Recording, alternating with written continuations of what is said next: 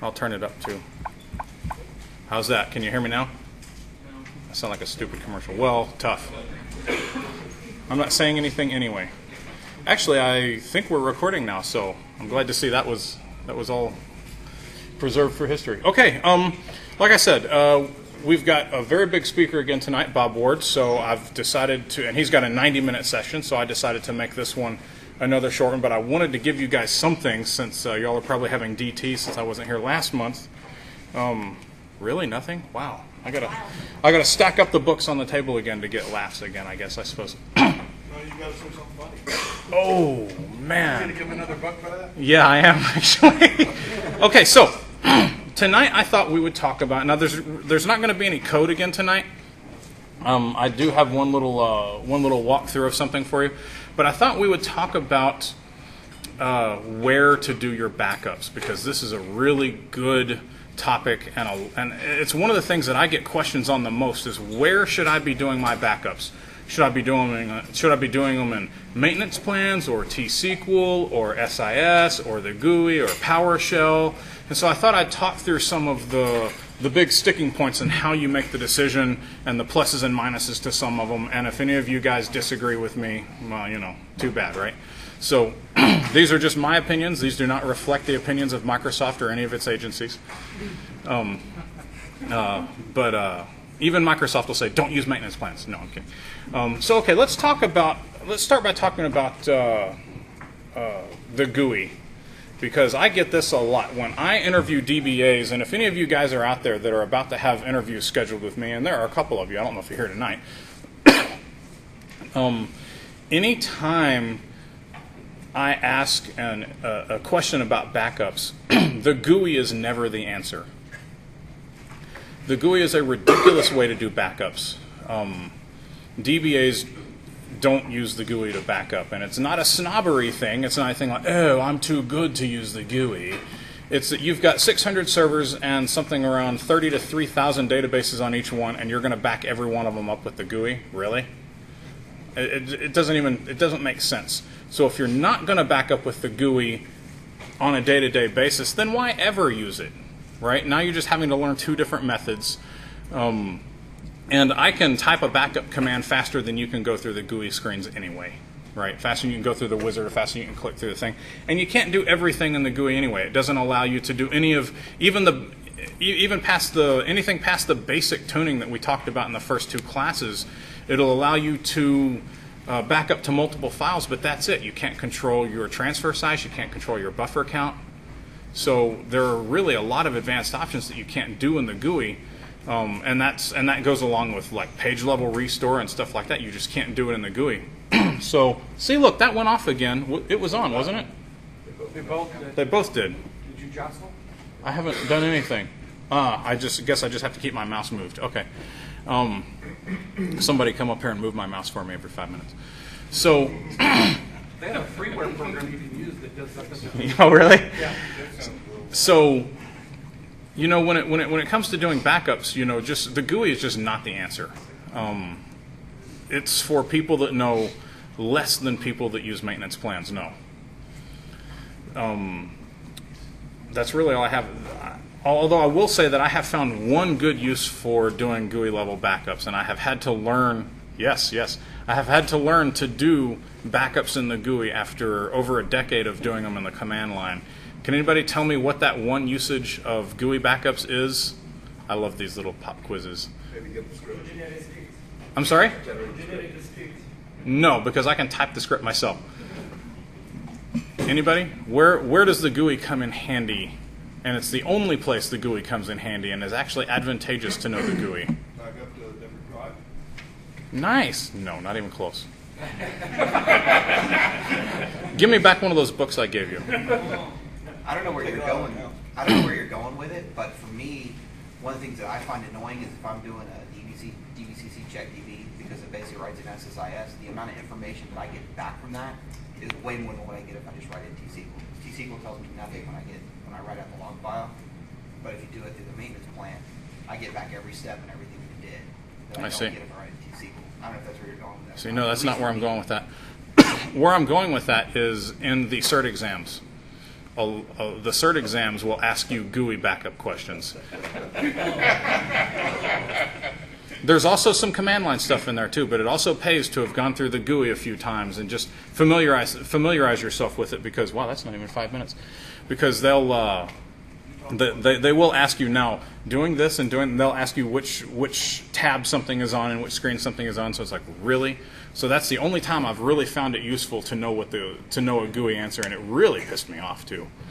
I was like, I have to know this, really? So okay, we've gotten the GUI out of the way.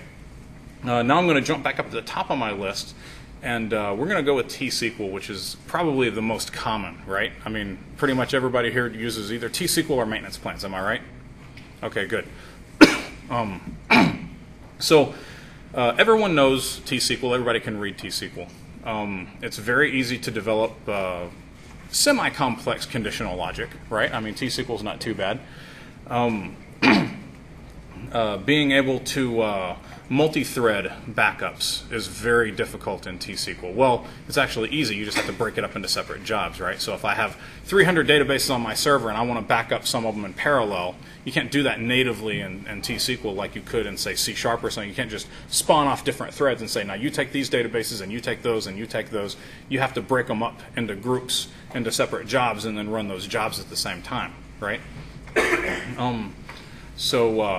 You know, that's, if you just want to run serial backups and you want to run with some fairly rich capabilities for controlling your file names and file management, then T-SQL is a fine method for doing that.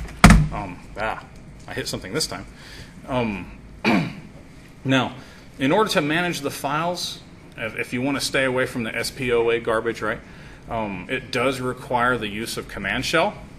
And I know how much everybody loves to use command shell, right? It's everybody's favorite whipping post these days, right? Left over from the 2000 days, but Still works.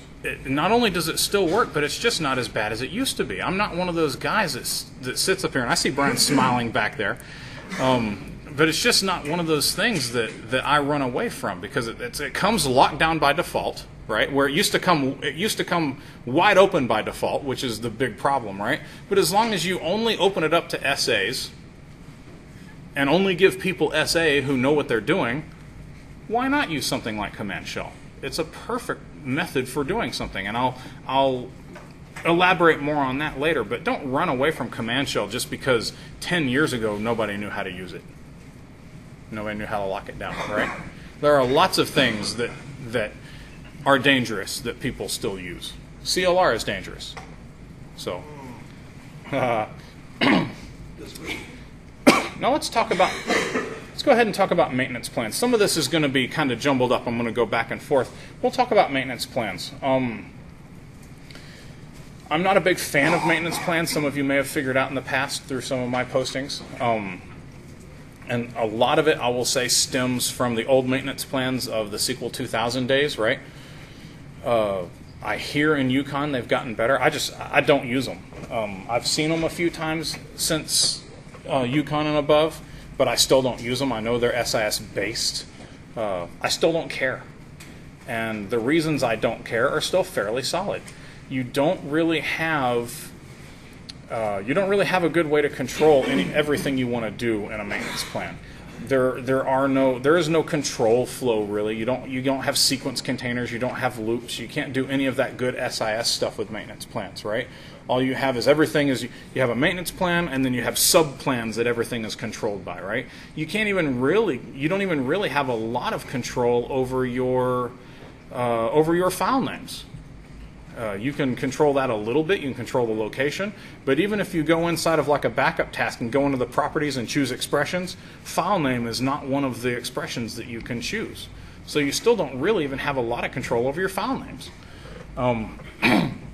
It's probably it's easier to have it delete backups after a certain age, right? So you say if they're 2 days old or 1 day old or 4 weeks old, delete the backup.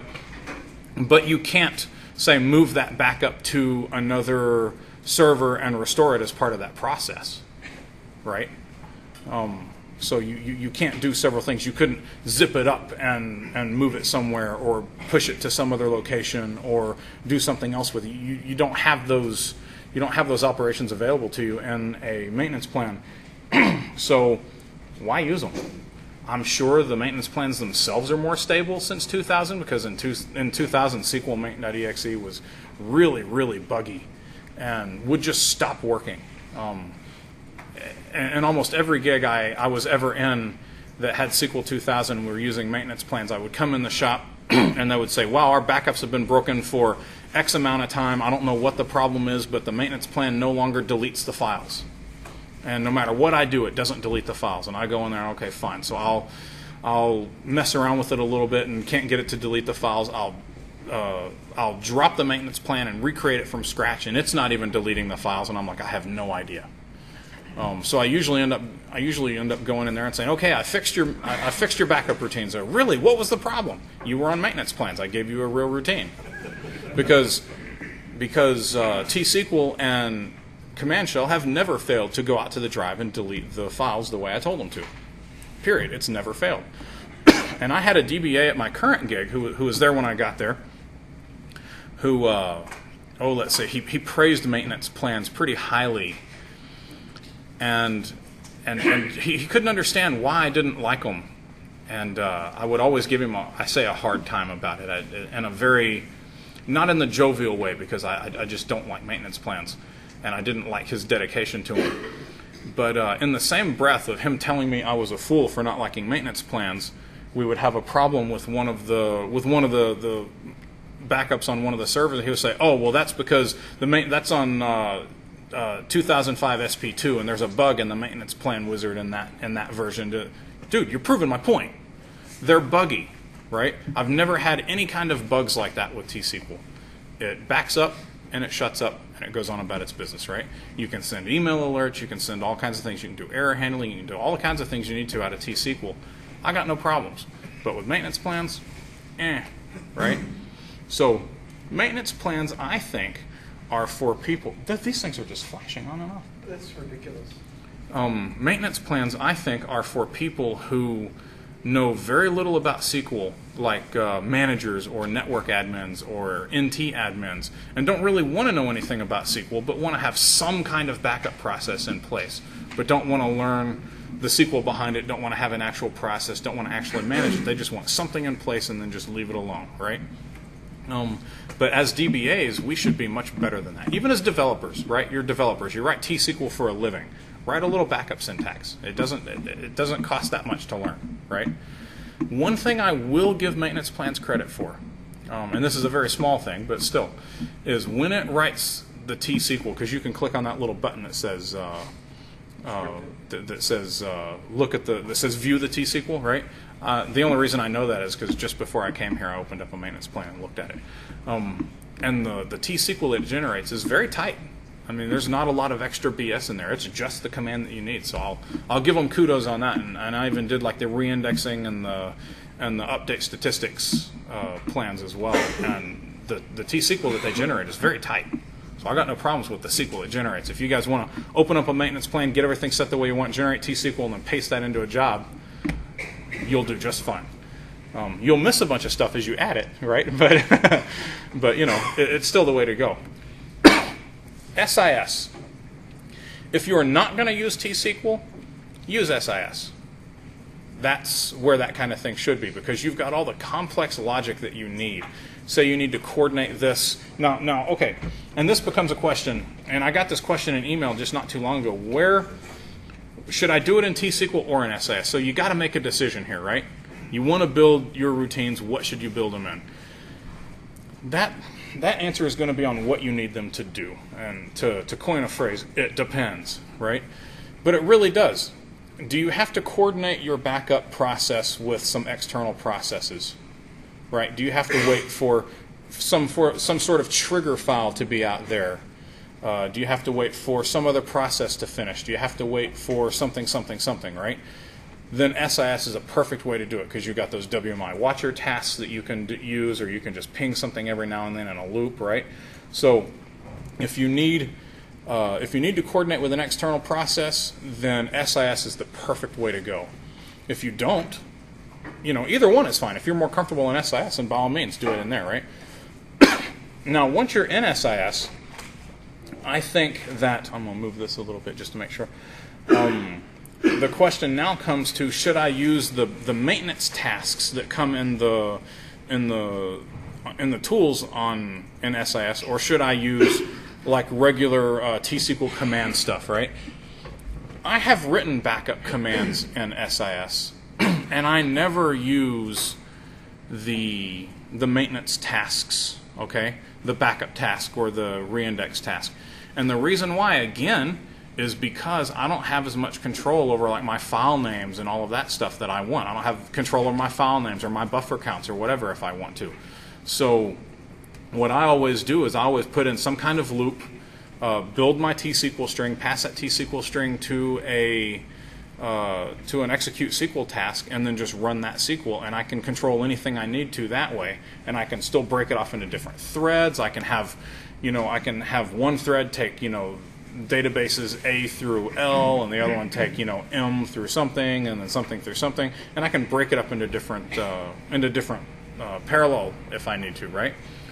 So, you have a lot more control over that, and you can genericize it a lot better. Another thing maintenance tasks don't give you is you can't pass in parameters, right? You have no parameters whatsoever. You just run the task and that's it. But if you're in SIS, you can pass in parameters, which means that gives you the ability to write a really, really generic task if you want to, set it out there somewhere, and then just run every single one of your backups from that one task sitting out on a network share somewhere. I advise against it, because now every backup in your LAN is now dependent on this box and all of the connections to that box being up. But you could do it that way, right? It's easier to write that one task, to write that one package, and then push it out to all of your servers through PowerShell. Right? Those of you that have seen my managing SIS packages through PowerShell know how to do that. If you haven't, then it's up on Midnight DBA. It's up on Midnight DBA.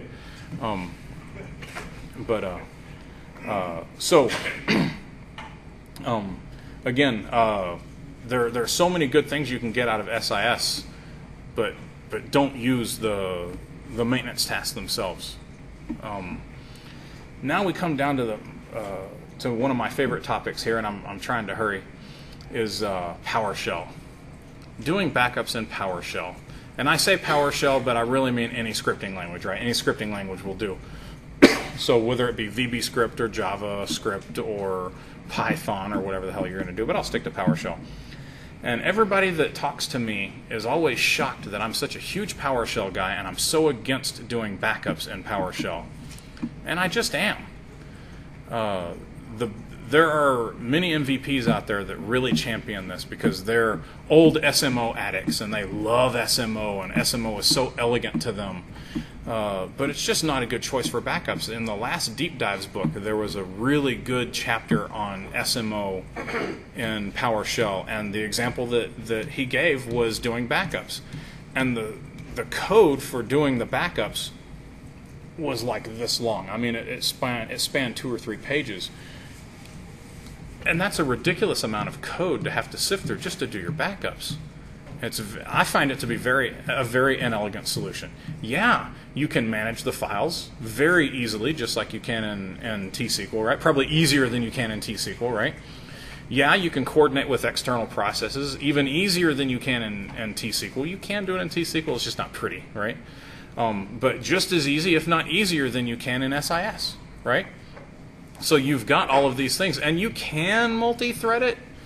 I mean, you can call the .NET multi-threading routine classes, and you can spawn it off into different threads and do background jobs and all that. But man, that code gets so thick after a while, right? I mean, let's face it, PowerShell is really, really easy.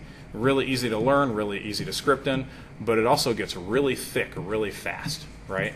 And it doesn't take too long after about 20 or 30 lines before it all just starts looking like a bunch of machine code, right? And you're just like, and I'm making a change with all these little brackets in there and everything. It gets kind of difficult, right? So it can get thick really fast. Well, the good news is T-SQL can get a little thick a little fast too, right? If you had a ton of conditional logic in there, then the T-SQL can get really thick really fast as well, right?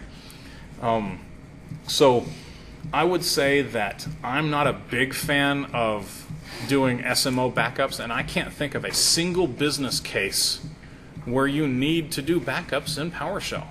I've been on the forums, and argued with people. I've been in email arguing with people. I've argued with people on my web show. I've argued with people in person, at conferences. I've argued with people everywhere, and not one person has ever come up with a use case that you needed to do a backup in PowerShell with SMO. I don't understand why you need to do that. And if you do have a business case where you absolutely have to do a backup in PowerShell for whatever reason, use the PowerShell as a conduit to T-SQL, right? Build the T-SQL string in PowerShell and send the backup command via the invoke SQL command, CMD commandlet, right? And pass it the SQL itself, because I think SMO has some limitations in there as well. I don't think you have everything available in SMO either, right? So it's got limitations as well. SMO is very rich, but it does have holes. I think the biggest reason it has holes is because for the longest time, the only way you could really work with it was in VB script or VB, right? And a lot of DBAs don't do that. You know, they weren't good enough at it, and accessing SMO through a VB script was a little thick. I never really got the hang of it either. I always had to copy the code and then muddle my way through changing it. So all these little bugs and all these little holes never really came to light until PowerShell stepped in and made working with SMO so much easier, right? So there are a lot of holes, just like doing traces. There was a question the other day about how to set up a trace in SMO in PowerShell, and I was like, why? Right? Just build the T-SQL and send it across, or put the T-SQL in a file and then use that file as the input to the invoke SQL CMD, right? So if you have to do backups in PowerShell, then use it as a conduit to do nothing but pass the T-SQL. Don't actually try to do the SMO. You'll take the code down from, a page and a half to 2 pages down to just 3 or 4 or 5 lines. I mean, it's really much, much simpler. And you can iterate through all your boxes, and you can still do all the things you need to do. You just don't have to go through all of that code hassle to do it, right? And if you need to make a change to your backup routine, then it's really easy. You're back to changing T-SQL, which is where we live anyway, right? So, you're back to changing T-SQL, and that makes it much easier, so you don't have to become a PowerShell expert to be able to do something in PowerShell.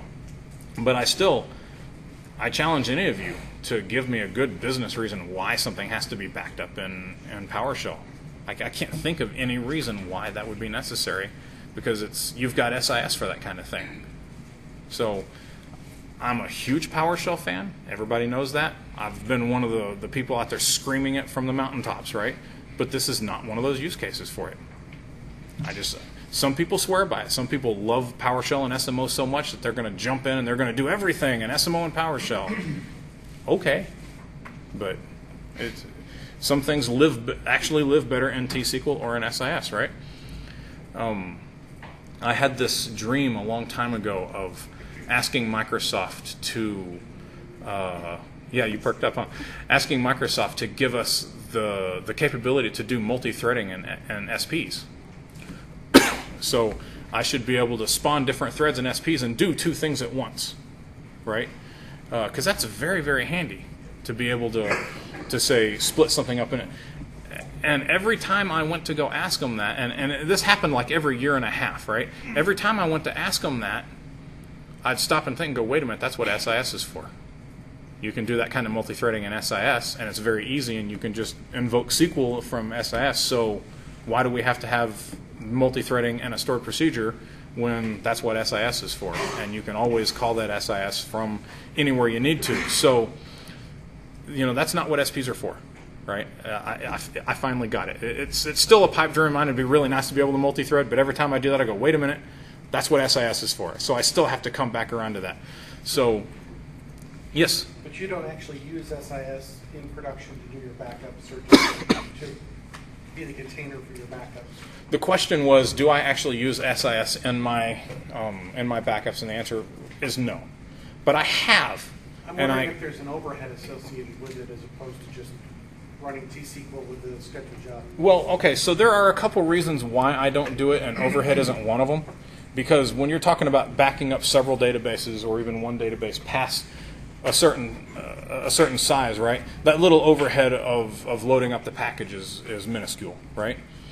But there are two reasons, and actually I'm glad you asked that question because I wanted to talk about this in PowerShell too. The reason why I don't back up my databases now in SIS or in PowerShell is because I support several environments, and a large part of my environment is still SQL 2000. And I don't want to support several methods for backing up, right? My backup routines, even my ones for R2, still use command shell, even though I could theoretically take them and make different job steps and manage the files in PowerShell, right? I could do them a number of different ways.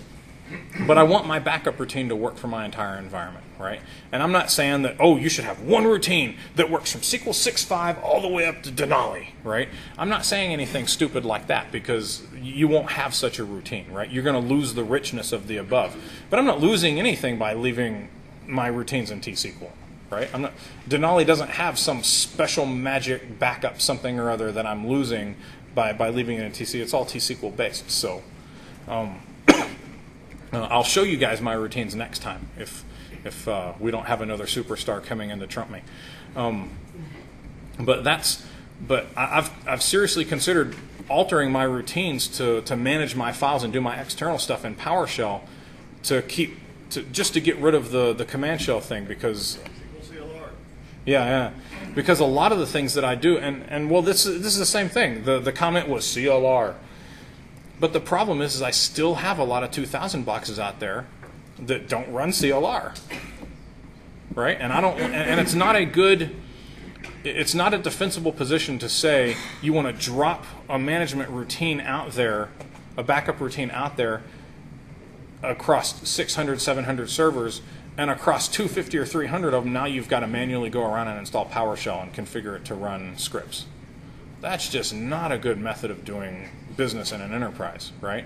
You want to be able to drop your routines out there and have a backup routine, everybody reporting up to the central repo and everything, all in one fell swoop. You don't want to have to go out there and touch 200 boxes to get PowerShell on all of them and hope that they all have the right OS version to even be able to do that, right?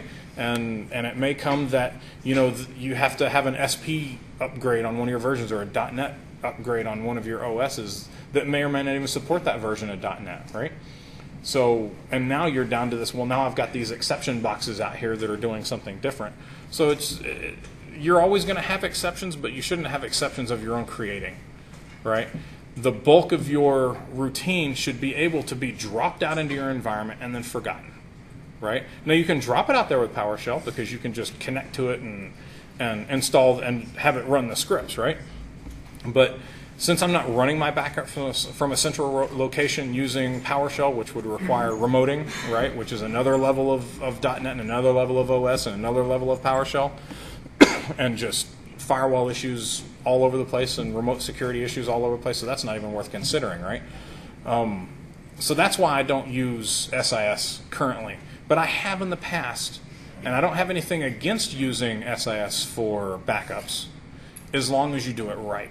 Stay away from the maintenance tasks themselves, from the backup task and the other tasks, right? Stay away from those things and code your own thing. Just make it, again, a conduit for your T-SQL, right? And then you'll be just fine. And you can version it, and that's a beautiful thing because now you can actually version your packages and version them into a central repo, and they actually hold the version, so you can go out and query all of your, you can even set up policies to go out there and query your things, to go out there and check that they're all in the same version. And if they're not, push the new version out. I mean, you can do all kinds of stuff, right? So really good stuff that you get from packages. You can do that with T-SQL too. It's just not as easy. You'd have to put the version name and the version number in the name if you wanted to make it really easy, right? And you can go out there and check that way. If it doesn't have the right version number, then you could push the new one. But again, you have to have that in the name. So anyway, I'm getting the flag to shut up. So this is international for get off the stage. So anyway, any questions before I go? I'll take that as a no. Nobody? That's the international. Yeah. Okay, then my time is done. And next month we'll try to have an honest to goodness hour-long class when me actually showing you code and teaching you something for a change instead of just getting up here and babbling for half an hour. That's all I have.